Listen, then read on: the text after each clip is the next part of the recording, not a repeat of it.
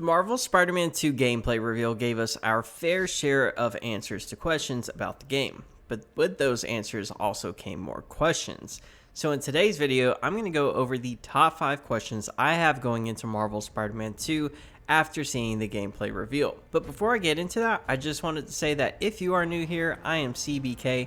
I mostly cover Marvel Spider-Man 2 here, so hit that subscribe button if you're hyped for Marvel Spider-Man 2. With that being said, let's swing on into today's video. Alright, so let's just go ahead and get the biggest question out of the way first. It's the hot topic lately and the biggest theory going around, and that is Peter Venom in this game? If you've been following my channel and podcast, then you know that I'm not a big fan of that happening in this game, but it would undoubtedly be a shocking twist if it did happen. I know that the signs are there in the trailer, but I would just prefer if Harry or Eddie became Venom in this game. I do think it is a solid question to ask though, because in the trailer, Peter makes mention of his teeth, and the symbiote around the eye seemed to change in the trailer. I totally get it. If I had to guess though, I would say that Peter gets pretty close to letting the symbiote completely take over, but is stopped before it does completely take over him and he fully becomes Venom. I still believe that Venom at some point will be Eddie in this game. It's just my own personal prediction. Moving on, my next big question is, why does Craven have or need goons in this game? As we see in the trailer, Craven's goons are everywhere in New York City, and my only question is, why?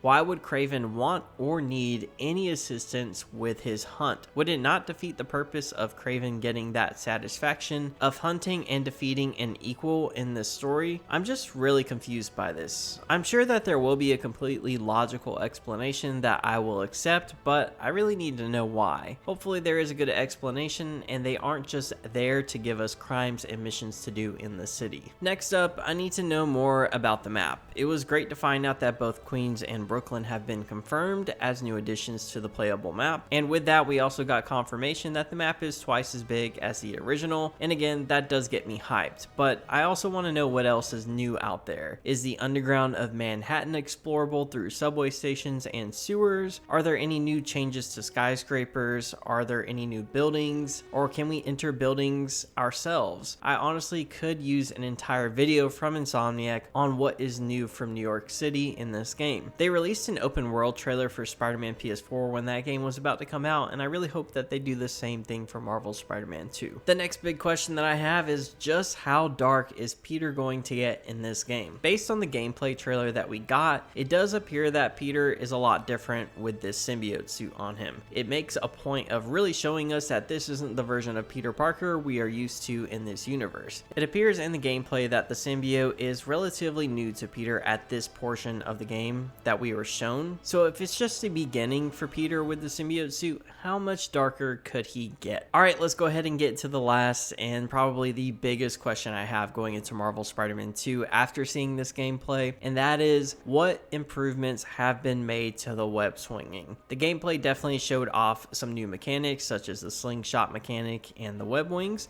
Those will no doubt be welcome additions to traversal, but I feel like we didn't get enough of a look at what is different with the web swinging. I need to know what changes have been made or added to web swinging. I'm sure most of you guys will agree with me on that. Based on the trailer that we got, the web swinging does look a little similar, a little bit faster probably, but I haven't seen anything like huge or stands out from that gameplay. So I need to see what else is going to be different from the actual web swinging, what tricks are going to be added, things like that. So those are my top 5 questions that I have going into Marvel Spider-Man 2 after we got the gameplay.